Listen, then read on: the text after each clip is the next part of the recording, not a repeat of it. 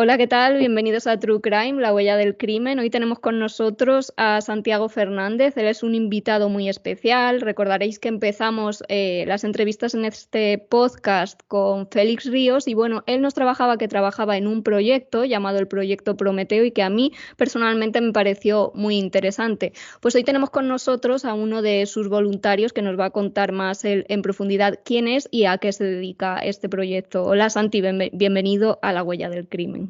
Hola, ¿qué tal? Encantado de estar aquí. Cuéntanos quién eres, qué es el Proyecto Prometeo y qué te llevó a unirte a esta iniciativa tan apasionante. Muy bien, pues te voy a contar una pequeña historia personal que acaba explicando cómo llegué aquí, ¿no? Yo soy veterinario de profesión y a lo largo de los años de profesión, bueno, pues nada, me dediqué a lo que sabía hacer, evidentemente, y a trabajar y a vivir de ello, ¿no? Llegado un tiempo, de forma casual, en la Universidad de Oviedo aparecieron unos estudios que era el título propio de la Universidad de Oviedo en criminología, poco pensado para personal de las fuerzas y cuerpos de seguridad que querían mejorar un poco su formación criminológica estando ya trabajando, ¿no?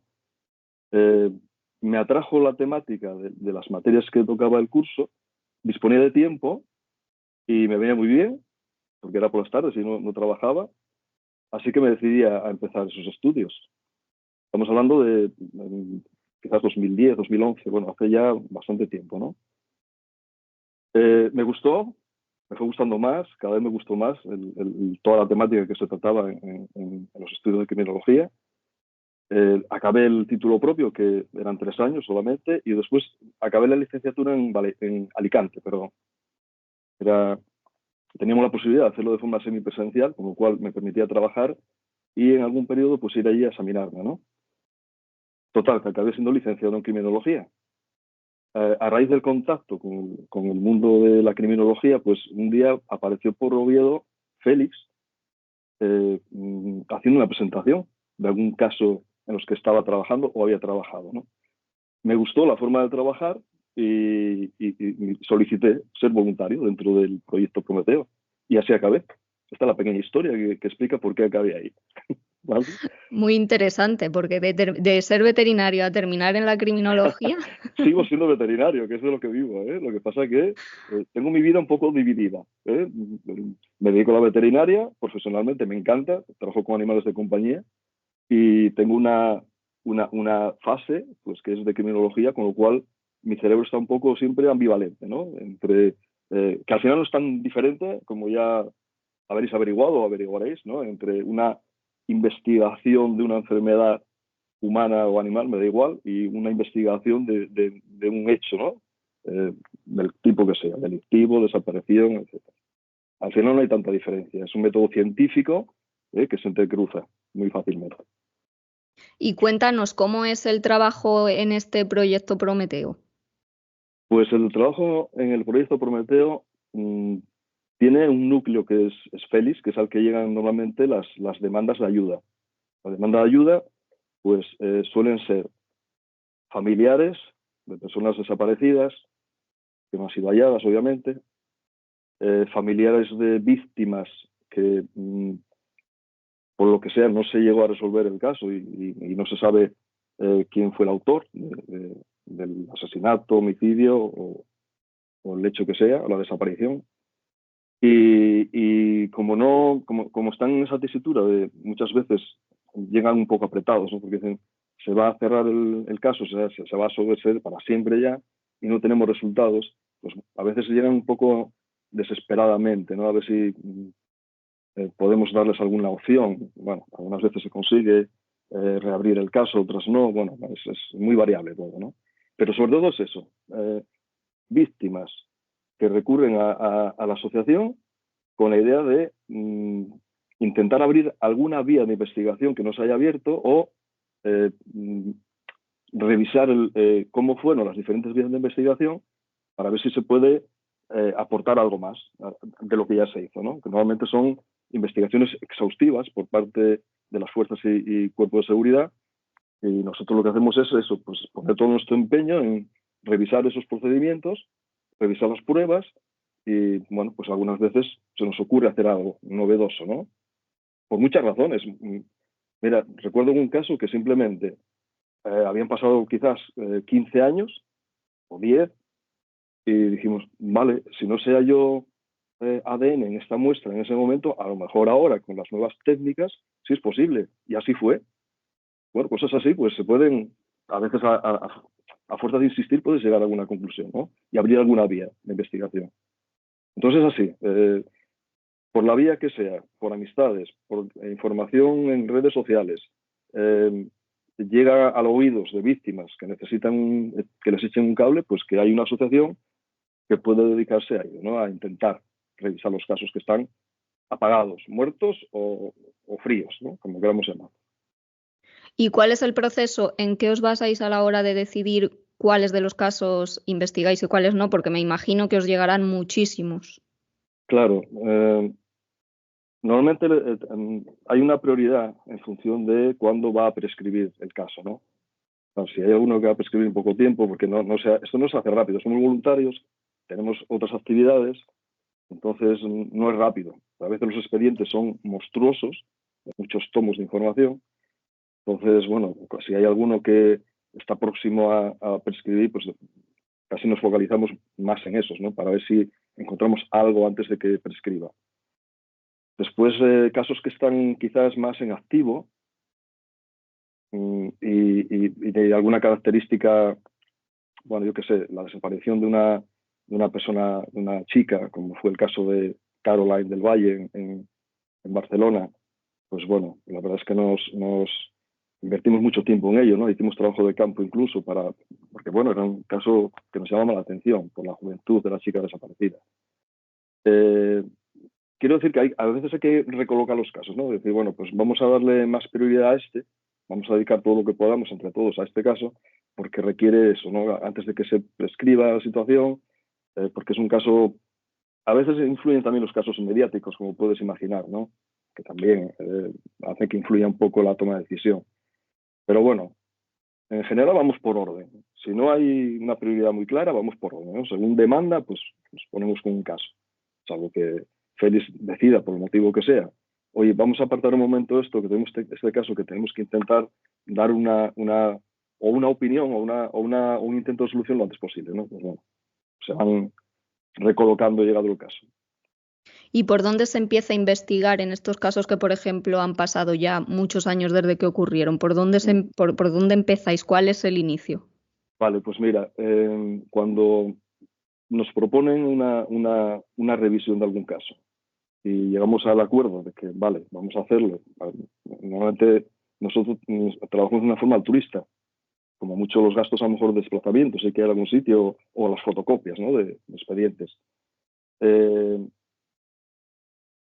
¿Cómo empezamos? Pues cuando tenemos el caso seleccionado, nos ponemos en contacto con la familia o a veces los abogados de la familia para que nos faciliten todo el expediente que hay, desde el momento 1, 0, vamos a llamarlo así, de la puesta de la denuncia, de la desaparición o de la aparición de un cadáver, hasta las últimas actuaciones que se han hecho a lo largo de los años que sean. O sea, por eso te digo que a veces tenemos un montón de tomos de material que revisar.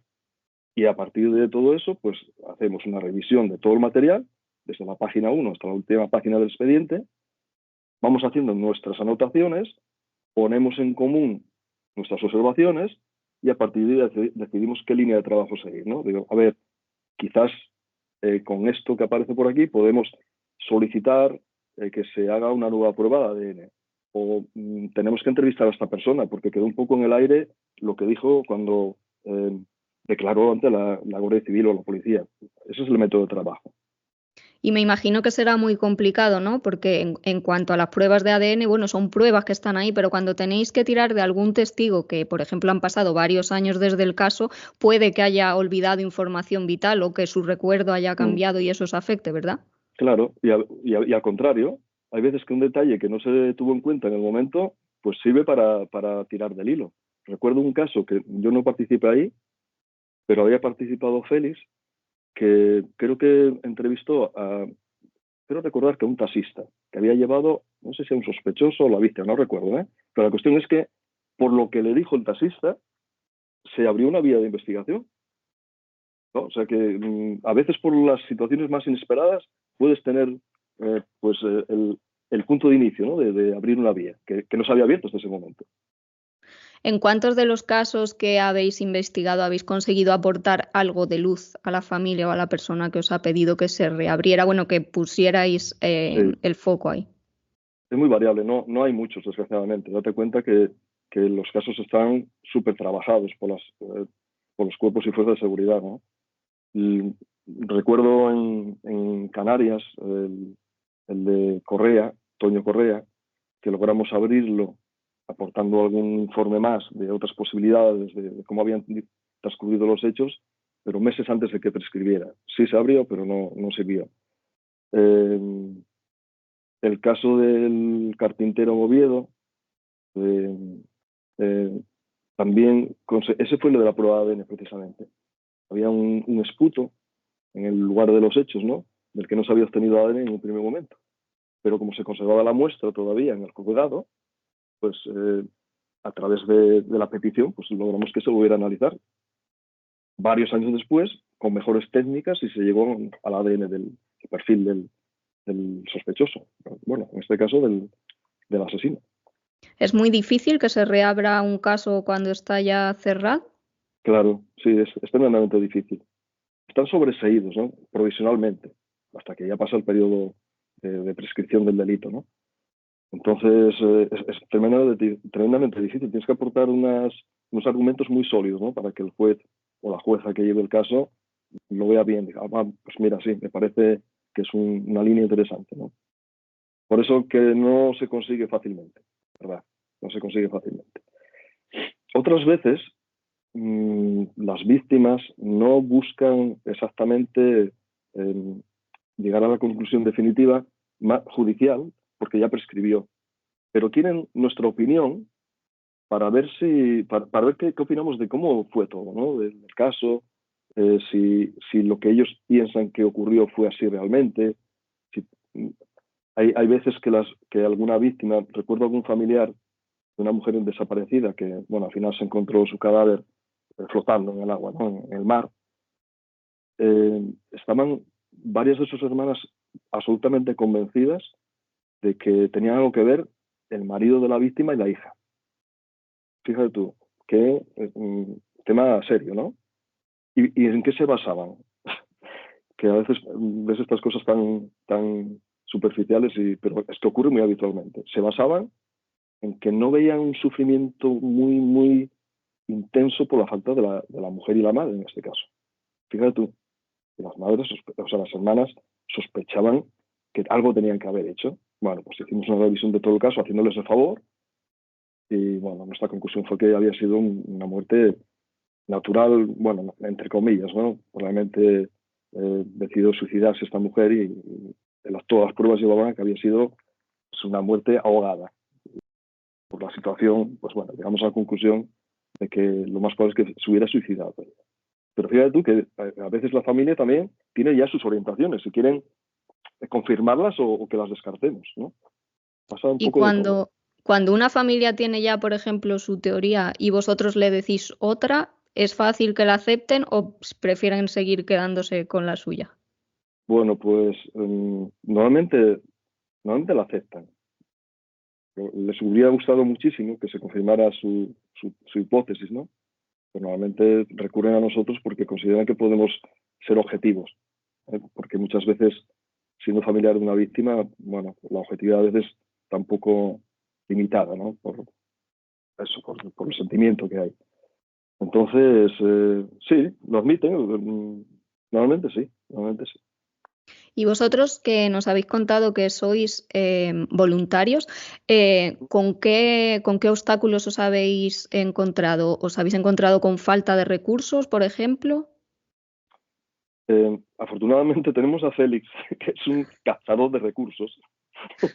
Entonces, los recursos que necesitamos muchas veces, aparte de los materiales de desplazamientos, el trabajo de campo, claro, fíjate, hacer pruebas de ADN de forma particular o que un médico forense haga un informe de forma particular, etcétera, pues eso necesita recursos económicos y eso tienen que colaborar las familias, ¿no?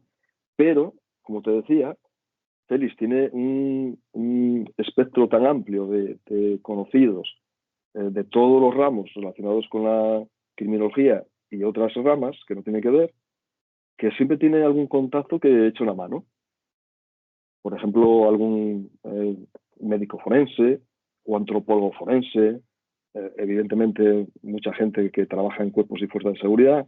Bueno, pues la verdad es que al final acaban siendo medio voluntarios, no voluntarios en la lista de voluntarios, pero que colaboran habitualmente con Félix. Y eso nos da mucha vida en ese aspecto de investigar, claro que sí. ¿Y habéis recibido presiones? ¿Os han intentado alguna vez poner la zancadilla para que no investigarais algún caso? No, yo creo que lo comentó Félix de todas formas en la entrevista que le hiciste, no hace unos meses, no sé cuándo fue. Suele ocurrir, a ver, cuando los casos están fríos, o sea, paralizada la investigación, porque se agotaron las líneas que había de investigación, bueno, pues si llegamos nosotros y empezamos a hacer un poco de ruido, pues hay veces que algún investigador pues dice, bueno, le entra el prurito propio de la profesión. Dice, no va a venir esta gente que no tiene ni idea de cómo fue a decirnos a nosotros qué es lo que tenemos que hacer o que no hicimos o qué hay que hacer. Yo lo entiendo, ¿eh? Eso es lógico. Nosotros no somos competencia de las cuerpos y fuerzas de seguridad, al contrario, nos aprovechamos de su trabajo.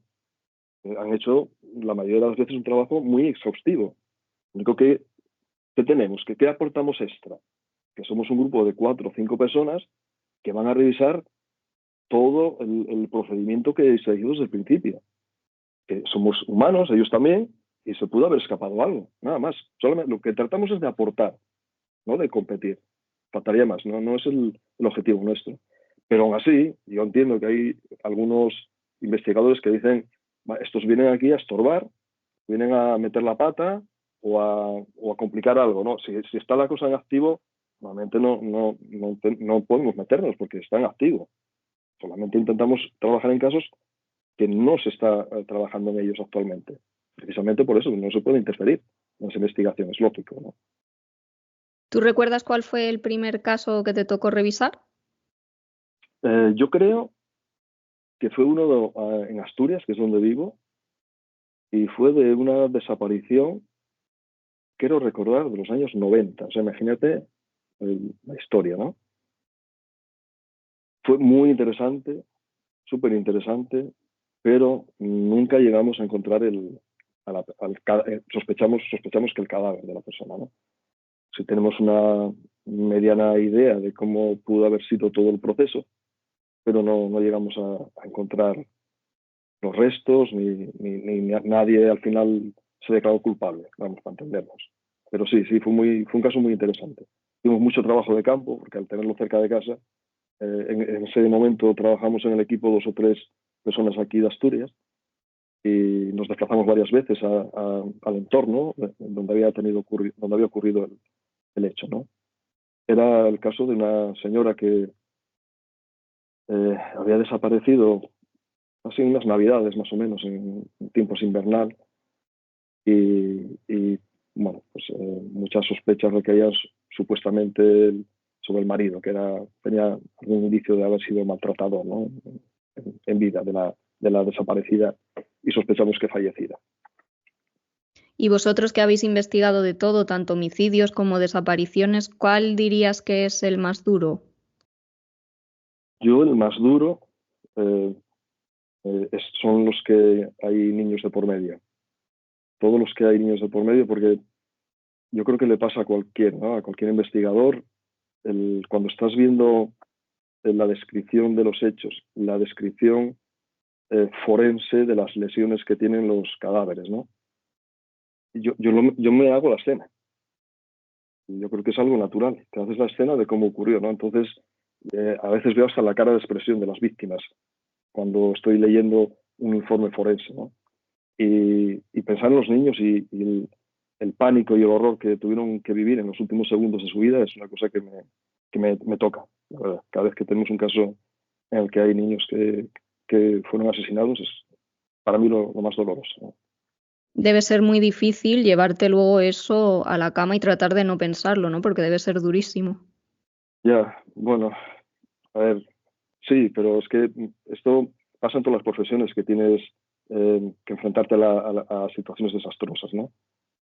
Pasará a los médicos de urgencia, pasará a los bomberos, pasará eh, fuerzas y cuerpos de seguridad cuando tienen que acudir a domicilios donde te llega la sangre por los tobillos, por poner una exageración, ¿no? Y ver cadáveres, bueno, pasa con todo el mundo. Tienes que hacerte a ello. En mi profesión de veterinario, pues nos pasa con las eutanasias, ¿no? Cuando tenemos que eutanasiar a un animal. Mm, Al final tienes que seguir trabajando y seguir viviendo, a pesar de que tengas situaciones que son un atragantón, ¿no? en tu vida. ¿Y el caso más impactante con el que te hayas encontrado hasta ahora? ¿Impactante en qué sentido? Impactante que te haya chocado, con el que hayas conectado más por algún motivo. Bueno, pues precisamente el del carpintero en Oviedo, que fue uno también de los primeros en los que participé, y esto supongo que pasará también en las investigaciones policiales, teníamos bastante claro, eh, fíjate tú, quién podía haber sido el causante. Y, y cuando se llegó a la conclusión, porque eso sí hubo una conclusión, fue la prueba del ADN, del esputo, nos sorprendió. Si quieres te doy unas Sí. pinceladas de por qué nos sorprendió, ¿no? Todos los datos de la agresión orientaban a que había sido un asesinato y una agresión muy personal, por los golpes, por las lesiones, por dónde se produjeron, etcétera, la contundencia. Había sido algo muy, muy personal, ¿no? Como cuando hay una, una relación entre dos personas que está, vamos, que te lleva fatal y que lo quieres matar porque estás, bueno, esa situación nos llevaba a pensar, y otros datos que teníamos anexos, ¿no? de la investigación, que había sido un ataque de celos de una persona que era compañera de otro que trabajaba con este, por todo lo del escenario y por muchas situaciones que había alrededor, ¿no? Cuando, después de finalizar la investigación, se llegó a la conclusión, además también la policía a la par reabrió el caso y detectó una huella que pudo cotejar, con lo cual al final teníamos el ADN y teníamos una huella, pues había sido un ratero.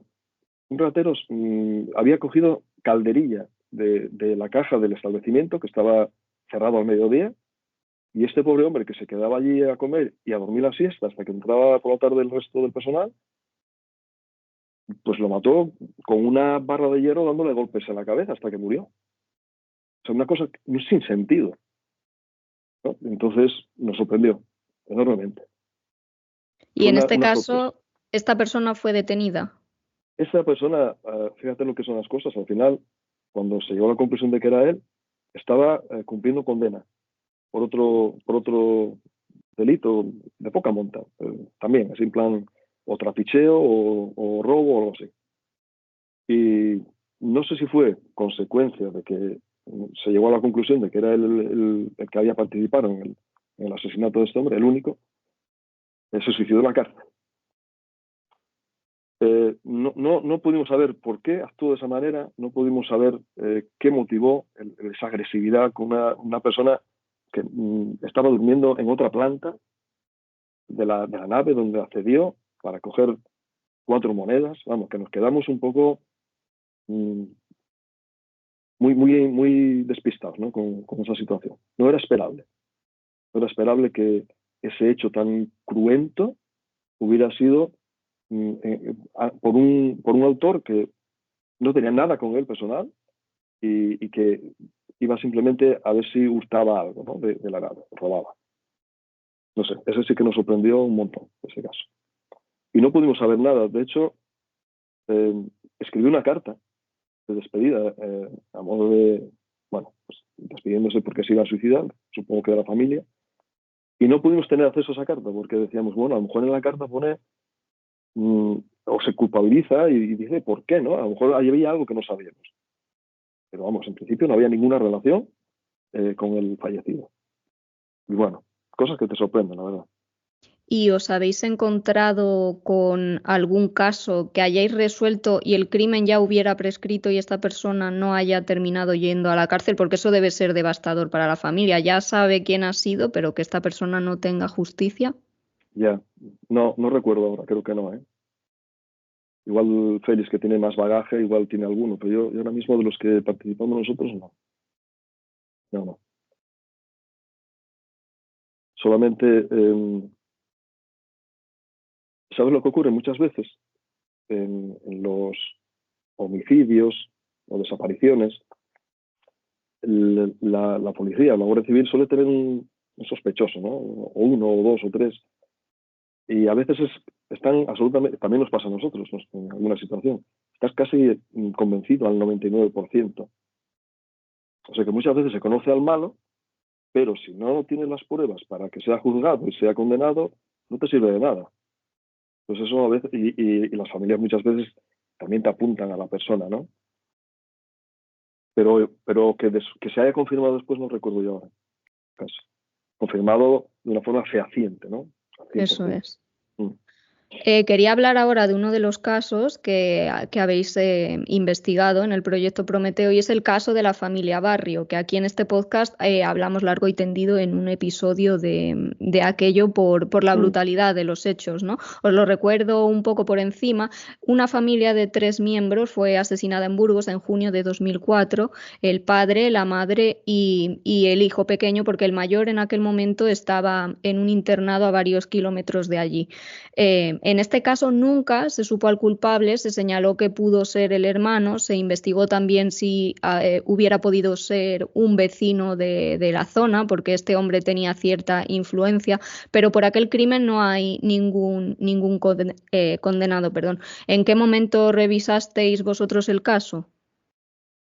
Pues este lo revisamos relativamente reciente, quizás el año pasado, no hace mucho tiempo que se revisó. ¿Habéis encontrado algo nuevo? No, estamos un poco divididos también entre la autoría. Vemos argumentos tanto como vio la policía al final, ¿no? Entre que el hijo mayor pudo tener algo que ver y también vemos algún argumento entre este vecino que, bueno, tenía un historial un poco de enfrentamiento y que a las claras se llevaba mal con el cabeza de familia, ¿no? Pero no novedoso nada, ¿no? Coincidimos con la policía en este caso, que esos son los máximos sospechosos, sí, es verdad. Pero las pruebas no son concluyentes del todo. Entonces, el juez no admite si no se aclara convenientemente algo de esto, ¿no? Eh, yo la verdad es que la teoría del hijo mayor casi que me cuadra quizás más que el otro, ¿no? Pero bueno, esto ya es una cuestión personal. No, los argumentos ahí están los mismos que tuvo la policía y la Guardia Civil. No sé quién investigaba aquello, creo que la policía. ¿Qué No hay nudos. pruebas hay en este caso? Vosotros que habéis revisado el informe, había poco, ¿verdad? Hay poco, claro, hay poco. Como hay poco y no son... fíjate, no había ni cámaras, ¿no? Si hubiera alguna cámara que situara a uno de los posibles sospechosos en el entorno de la vivienda, pues ya tienes algo. Aquella nada. Móviles, tampoco hay un seguimiento de móviles como los que se podrían hacer hoy, ¿no? Que podrías situar a una persona en un entorno cercano. Todos esos datos que hoy serían relativamente fáciles de tener, en aquel momento o no los había o no se utilizaban, no estoy seguro. Pero no hay nada de eso. Y hoy eso, tanto cámaras que pueda haber públicas o privadas, como telefonía, ahora son dos grandes líneas que ayudan muchísimo a las investigaciones, muchísimo. Y de eso no hay nada en el expediente. Solamente hay la posibilidad de a quién llamó y quién le llamó, estas cosas, ¿no? Pero de localización porque eso sería un argumento bastante sólido, tanto en un caso como en otro, ¿no? De los sospechosos. Pero no hay. curiosamente, en este caso nada de ella. Y eso ¿Y serían pruebas muy interesantes. habéis tenido algún testimonio, alguien que se haya acercado a vosotros a deciros algo que quizá os pueda guiar o no habéis recibido información? ¿De este caso? Sí. No, de este caso no. No ha aportado nada. Muchas veces cuando intentamos reabrir un caso o empezamos a revisar un caso, facilitamos un teléfono precisamente para esto, ¿no? Para que, aunque sea de forma anónima, que nos den alguna información que conozcan y que no haya salido antes a la luz. Pero no, en este caso no hubo ninguna información nueva. ¿Y este caso en concreto lo habéis reabierto a petición de la familia? Porque en los documentales que hemos ido viendo sabemos que hay incluso cierta división entre los familiares de quién puede ser el autor. Exacto. En este caso hubo parte de la familia, porque había división exactamente, ¿no? Pero parte de la familia de la mujer, en este caso de la mujer fallecida también, fueron los que iniciaron el intento de reabrir el caso, ¿no? Poniendo como objetivo al hijo mayor, sí, es verdad. Pero no se llegó a reabrir, porque las pruebas son las mismas que había, los sobreseimientos fueron también los que había y no hubo nada nuevo que pudiésemos aportar para que hubiera un argumento nuevo para abrir, ¿no? No hubo. ¿Y crees que este caso se va a poder resolver algún día o se va a quedar cerrado en el cajón para siempre? No lo sé. La verdad es que a lo mejor de casualidad en algún momento surge algo nuevo, ¿no? Pero si no surge nada nuevo, si está como hasta ahora, me temo que no va a haber mucha solución. No.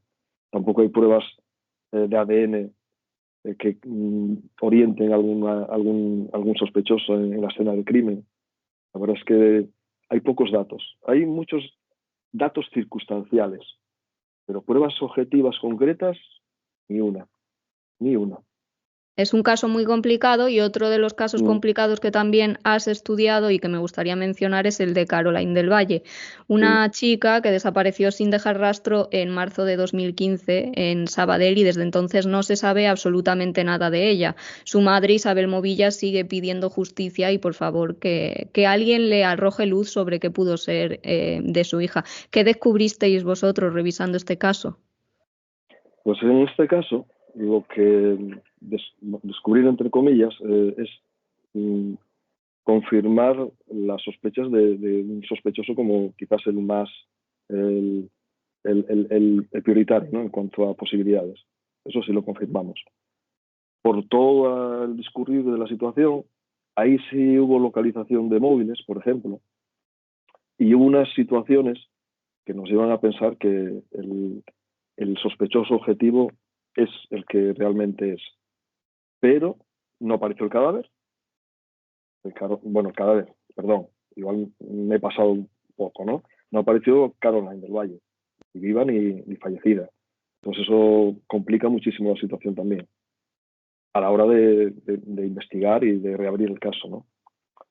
Pero por la situación, por cómo transcurrió toda esa noche desgraciada, sí coincidimos en uno de los sospechosos como más probable. Y se investigó a fondo porque la madre siempre ha protestado de que, bueno, este caso se ha dejado un poco en un cajón y que han estado muchísimos años sin darle ninguna información. Hay casos que se reactivan periódicamente, ¿no? Muchas veces tiene que ver el clamor popular o la exposición en redes sociales. Y este caso se investigó al principio, todos los casos al principio se investigan muchísimo y hay una dedicación plena de policía o guardia civil, a quien corresponda. Yo creo que hubo una reactivación precisamente por el empuje de la madre en algún momento y se llegaron a revisar sitios concretos buscando el posible cadáver de Caroline en solares de la zona hermética creo que era en Sabadell, si no recuerdo mal. E incluso zonas de drenaje, por donde iban las aguas subterráneas. Bueno, se hizo una investigación bastante importante. Claro, todo lo que pase de los primeros días de investigación después se complica enormemente, porque a lo mejor, si por desgracia falleció la misma noche de la desaparición, las formas de deshacerse del cadáver, pues hay algunas que ya al cabo de los meses o los años ya no vas a poder investigar en absoluto, ¿no? Imagínate, como se dio en algún caso, que se deshagan a través de los cubos de basura, de restos, ¿no? Como no lo detectes el mismo día, da igual que vayas a buscar al vertedero años después, eso no se va a encontrar nunca, por ejemplo. Entonces, bueno, no lo sé si se llegará a alguna conclusión. Tiene que haber alguna casualidad, ¿no? O que el causante pues se delate, o bueno, tendría que haber algo así rocambolesco para que se reabriera, yo creo, o que aparezca desgraciadamente el cadáver, ¿no? O los restos en algún sitio. Eso Porque daría en lugar este a caso, en este caso, pruebas no hay apenas más allá de lo que de la localización del teléfono. claro, sí, nada más, localizando el teléfono, que vieron huir, bueno, algo sabréis del caso seguramente, ¿no? Hubo una especie de redada en ese día donde estaban el grupo de amigos, se dispersaron y unos se fueron por un lado, otros por otro. Caroline parece que se fue también uno de los miembros del grupo en la misma dirección que ella. Se reagruparon después para volver a Barcelona.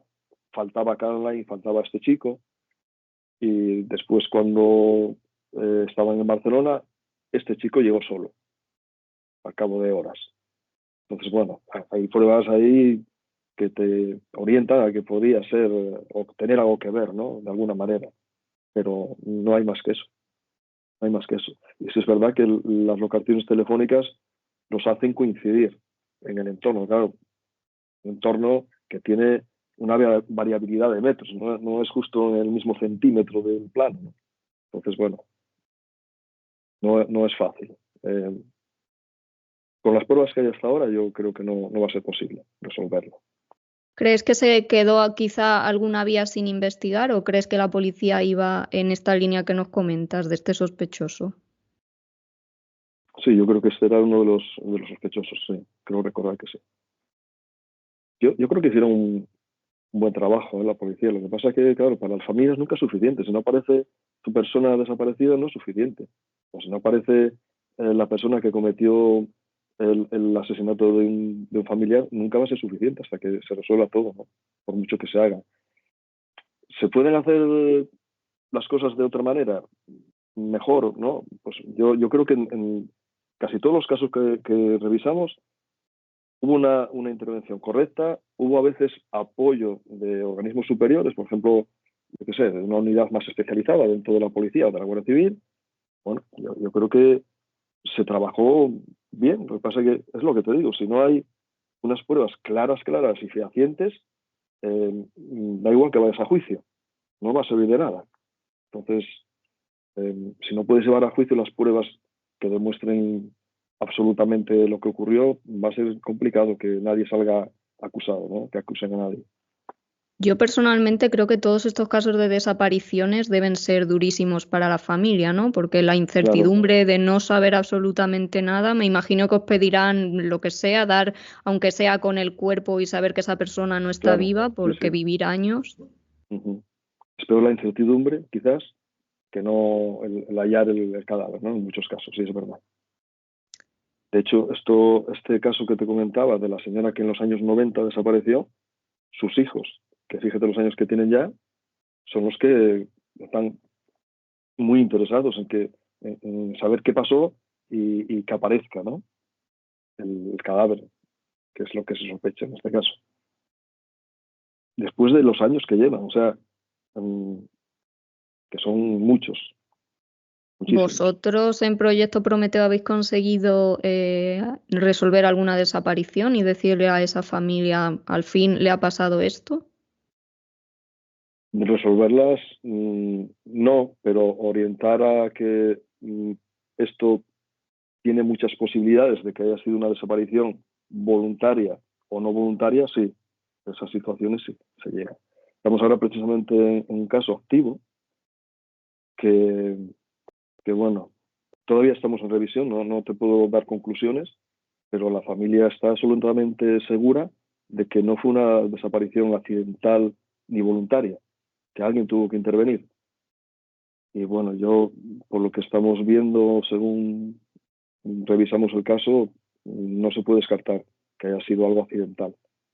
Pero claro, tenemos todavía que concluir el informe. Todavía no está del todo revisado. Y a la hora de analizar vosotros una desaparición, ¿de dónde partís? ¿Tenéis que investigar, aparte de lo lo que os muestre la policía, tenéis que investigar por vuestra cuenta, recoger testimonios? Hacemos exactamente lo mismo. En todos los casos se hace igual. Recoges el expediente que tenga el abogado de la familia, que es todas las actuaciones que se han hecho hasta ahora, desde el día de la denuncia hasta toda la investigación,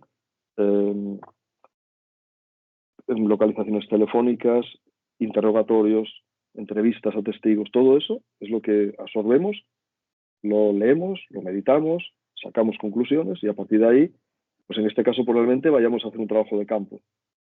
O sea, ir a la zona donde ocurrió el hecho, recorreremos el supuesto recorrido de la desaparecida y nos entrevistaremos con algún testigo que nos quedan cositas ahí un poco colgando, que no queremos concretar.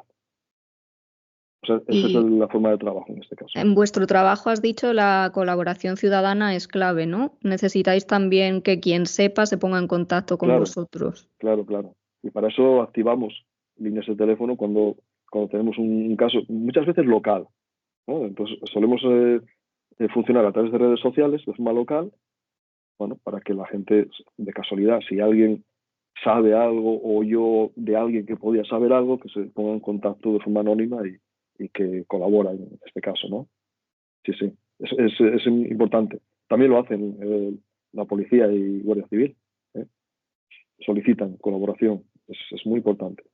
¿Y a través de algún testimonio os han puesto sobre la pista de algo clave en un caso? El que te contaba de Félix, aquel taxista que le dijo algo que no aparecía en ningún testimonio. Y a través de eso lograron abrir una línea de trabajo. No sé si porque le dijo, sí, es que ahora me voy al aeropuerto. Bueno, algo que no había aparecido en toda la investigación. Y abrió una vía de trabajo nueva. Sí. ¿Y os habéis encontrado a alguien que haya tenido miedo a contaros o que os haya dicho yo sé algo pero no puedo hablar? Eso exactamente no. Pero gente que no quiere hablar a lo mejor de alguna situación, de alguna desaparición, porque, no sé, no suelen ser familias directas, ¿no? Pero bueno, no quieren meterse en líos, ya sabes, la gente a veces no prefiero no contar cosas, vale, pues nada, no pasa. Sí, a veces hay gente que se retrae un poquito, que a lo mejor no son cosas tremendamente importantes, pero bueno, todo puede tener su importancia al final, ¿no? Aunque consideren que no, es una pena. ¿Y cómo es trabajar en estos casos? En Estados Unidos sabemos que está esta figura del detective que, bueno, pasados los años se dedica a revisar los llamados cold cases, que son esos casos que no han sido posibles de resolver. Pero en España no hay esta figura. ¿Crees que hace falta? La verdad es que eso se está haciendo de una forma quizás no tan organizada como en Estados Unidos, pero esto es lo que lleva haciendo el proyecto Prometeo desde hace 10, 15 años. Y hay más, ahora hay más grupos o gente que hace lo mismo también, que reciben estos casos fríos o que están sobreseídos a requerimiento de víctimas, familiares, y bueno, tienen la formación y conocimientos y bueno, colaboran de esta manera. Yo creo que se va a profesionalizar, porque además aquí ocurrió una cosa que aquí se dice en Asturias poner el carro delante de los bueyes, ¿no? Que es que se crearon unos estudios de criminología, hay mucho criminólogo, pero no hay puestos de trabajo para criminólogo. Es una cosa curiosa. Yo creo que primero debería, o a la par al menos, ¿no? Debería haberse creado puestos de criminólogo que pueden ayudar mucho a la sociedad, porque los campos que pueden tocar los criminólogos son amplísimos. Desde una oficina de atención a víctimas generales en un municipio, desde oficinas de víctimas de atención a violencia de género, desde en colegios, detectar bullying, colaboración con abogados penalistas. Bueno, es que el espectro de trabajo que tiene o que puede tener un criminólogo es tanto, pues que no hay puestos de trabajo. Porque la criminología tiene la virtud de que integra muchas materias que un abogado penalista acaba conociéndose un poquito todo, ¿no? La policía también, pero es que el criminólogo toca desde la psicología criminal hasta la policía científica, pasando por el derecho penal. O sea que aporta, es una manera de integrar mucha información. Yo creo que es una pieza que puede ayudar mucho socialmente hablando. Bueno, esto sería una reivindicación de la criminología. Perdón. No, aquí puedes hacer tú las reivindicaciones que quieras. A mí me parece vuestro trabajo impecable y me parece muy bonito, sobre todo porque creo que en España las autoridades cuando pasa un tiempo pues ya sabemos que se olvidan y tiene que pasar algo para que se vuelva a revisar un caso, ¿no? Y es importante que muchas veces otros ojos revisen la misma información porque pueden ver algo que se haya pasado por alto. ¿Algún caso que te hayas quedado con la espinita de no haber conseguido avanzar, lo que todavía te quite el sueño?